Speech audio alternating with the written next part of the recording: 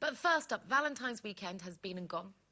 And journalist Catherine Flett is one woman who's glad it's over. Writing in her Observer column yesterday, she said the theory of Valentine's Day is so much better than the practice. She says, I don't need to be validated as lovable by giving an appropriately romantic love trophy.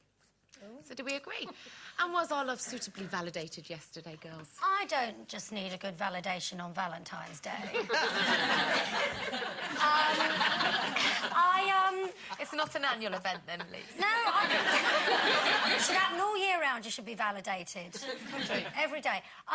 We don't do Valentine's Day. We just haven't done it. We've been together 14 years and we've never really done it. No, I mean, I did, although I did. On Sunday morning, I got up and I made Paul breakfast and I took it up to him in bed. I forgot it was Valentine's Day and he said, oh, is that a little Valentine's breakfast? And I went, oh, yes, actually, it is. I took a bit of credit for it, but... Do you do it? Do you not do it because that's your wish? Do you think secretly he would have quite liked Valentine's? It sounds like he remembered. He knew it was Valentine's Day, if I send him a card with a question mark on it, he's going to think it's me. And if he doesn't think it's me, I want to know what else he's thinking. I think you're just being a bit mean. You should have really give him everything on Valentine's. Never mind just a validation. Yeah, toast and Marmite. I mean... Yeah, there you go. What do you want? Oh. So I love Valentine's Day. I think any opportunity to kind of remind somebody that you're loved or that you love them is lovely. Were you validated? Do you know, I had such a nice day yesterday. We did, on Saturday night, Darren and I, it sounds like such a simple thing, but we watched a film and we had a romantic night in together, and that was, we never get to do that. We're always busy, you know? So that was lovely. And then yesterday we woke up and we all had breakfast in bed, me, Darren and Ben, and we played tennis with Ben. Hello. Him under the covers. We swapped cards. That was beautiful.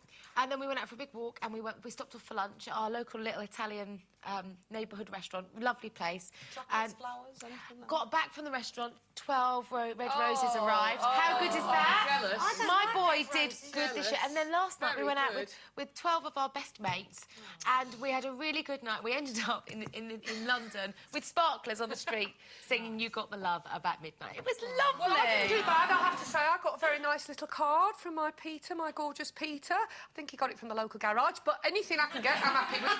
And I knew it was from him, even though he put, ooh, happy Valentine's, guess who? Because, you know, he's a doctor, my husband. Totally illegible writing. I thought, it's not going to be from anybody else, isn't that? But we had a lovely day, actually. In fact, the best bit was we went to the whatsonstage.com awards, and I didn't win, but I didn't care, because guess who did? Linda, our Linda Bellingham. Did she? Won for Calendar Girls. So a little clap for Linda. Linda! Yeah. And what about you, Jane? Because you're in a long-distance frustration at the moment. Frustration, never mind validation. Frustration is the word of my game at the minute. Yeah, I'm not bothered. If he's not here, then that's fine. You know, I'll be very, very, very validated in about the validation is gonna take place in about 2 or 3 weeks. Get your card stamped. I'm certainly gonna. It's gonna be like that all the time. Absolutely. Yeah. You'll be stealing that envelope, Jane. I certainly will. Hey. 2 more weeks. Not that she's counting, that's 14 sleeps. OK, now making headlines today is one couple who've had a particularly wonderful Valentine's Day. The husband and wife from Cirencester in Gloucestershire, who have won the biggest lottery prize ever in Britain to the tune of a staggering £56.5 million. Wow! The pair who won the money in Friday night's Euro Millions draw are now the 980th richest people in Great Britain. But what would winning such a large amount of money do for us? Would it be the ruin of us, do you think? Oh, ruin? It'd be fantastic. Absolutely brilliant. Who would not want to win £56 million? I think it'd be great. I can think of 56 million things I'd do with it. I mean, I suppose I'd keep a bit for myself, but, I mean, you'd just have such a lot of fun giving it away, wouldn't you? And doing wonderful things with it. I mean, I'd open a singing school. I'd open a climbing school so I could give my nephews, Ben and Tim, a job because they love climbing. They can't get any work. I mean, there's just so much you could do. It'd be fantastic. I mean, it might change people's reactions to you a bit, though, I suppose, family and friends. I mean, you'd want to pay off all the dets and everything, wouldn't you? I don't know. What do you think? Wouldn't that... I think they would if you said, I've got 56 million quid, I'm building a climbing school.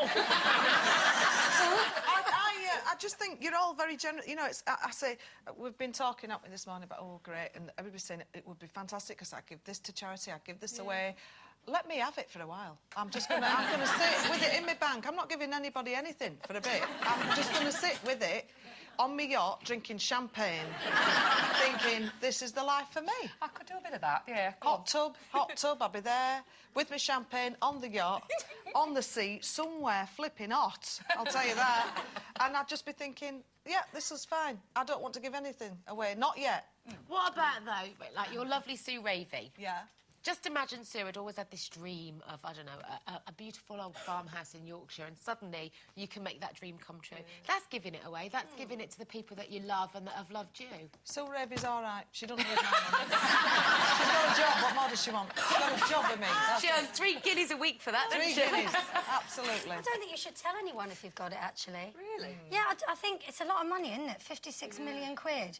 Yeah. I think it would definitely change you and all your mates and other people around you. I mean, I definitely wouldn't tell Bo, because I'm always saying to her, money doesn't grow on trees. And she'd turn around and say, yeah, but we've got 56 million quid. So I wouldn't tell her. I'm not sure I'd tell Paul, actually. You joke. Well, if it was his ticket... Actually, no, I probably wouldn't then, so it was mine. But wouldn't you adjust your lifestyle? Wouldn't you buy the bigger house and the fabulous holidays and do all of those things? You could have a chef, love, couldn't you? Yeah, well, I've got a chef. Paul's a chef. Oh, there you go. He can cook. I think I'm happy with what I've got.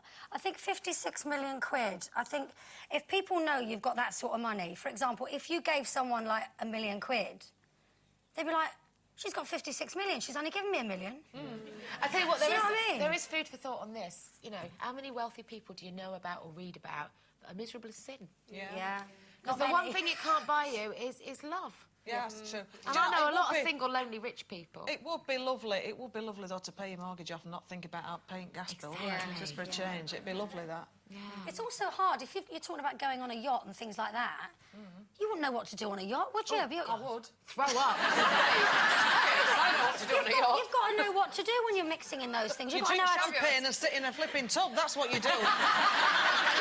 She's got a sea leg on already. I have. OK, time for our first break, but fear not.